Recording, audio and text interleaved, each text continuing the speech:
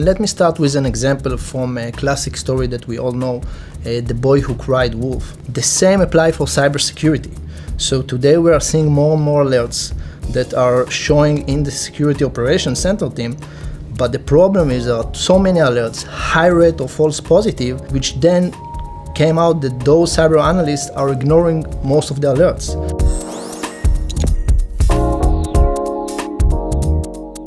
Hi, I'm Joan Goodchild, Editor-in-Chief of CSO. Welcome to another edition of Security Sessions, where we talk about issues, trends, topics, and news that are important to CSOs and other security managers.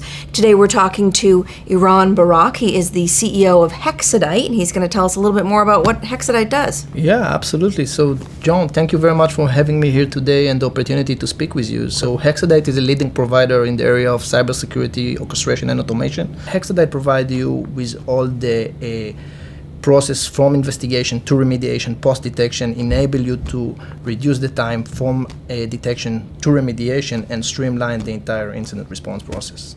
And so what are some of the contributing factors? I mean, why are there so many false positives? Today, most organizations have invested millions of dollars and efforts in implementing new security detection solutions. Now, those detection solutions can afford to be wrong, and they reduce the threshold in order to cover the entire landscape of malicious activity. Now, it turns out that high rate of those alerts are benign, which is false positive. I would say between 60 to 80% from what we have seen from our customers and even in the news, that turns out that those alerts become an alert fatigue in the end, because those cyber analysts in the SOC can keep up with those volume and frequency combined with the high rate of false positive. And this what put those organizations in a very dangerous place. Right, and as one example, for instance, is the Target breach. According to a lot of reports on that particular incident, that was a case of an alert being triggered and the response team actually didn't respond to it.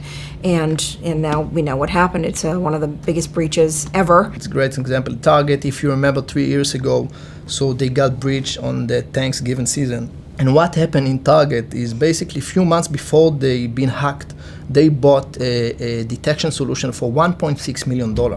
Now, when they looked back at the logs, they saw this alert. The data was there.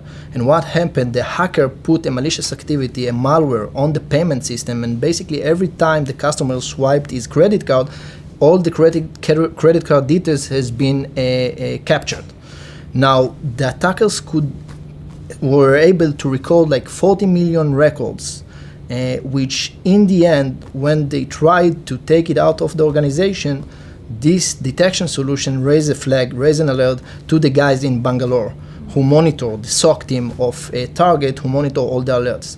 The process with Target, that every time they have an alert, they shift it to the guys in Indianapolis.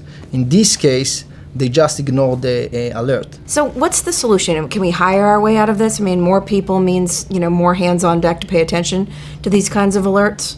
So, a very good point. I mean, I would say that a few years ago, this was kind of the approach, that let's throw more bodies on the problem and let's solve it.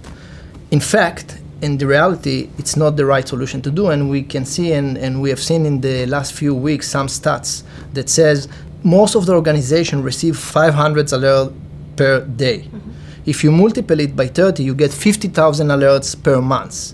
Now, from what I have seen, from my experience, when I train those cyber analysts, and what we have seen from our customers, one cyber analyst can handle approximately 10 alerts per day. If you do a simple math, you will get that you will need 50 cyber analysts that are working 24/7 in order to keep up with this volume of alert.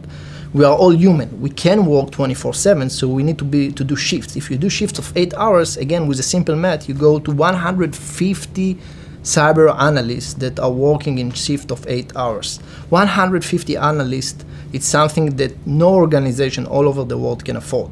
And even more than that, if you see at the news, there are 1 million open positions here in the US. 150 analysts, 1 million open position, there is a gap that you can fill in with throw bodies on this problem. And I would say this is something that, unfortunately, although those CISOs would like to hire more and more, they have a huge gap. Even if you hire, you will see that in order to train those cyber analysts to be up and running, it would take between 6 to 12 months. Again, it's a very long time process that you can afford, unfortunately, Right. today. Okay, so how do we fill that gap then?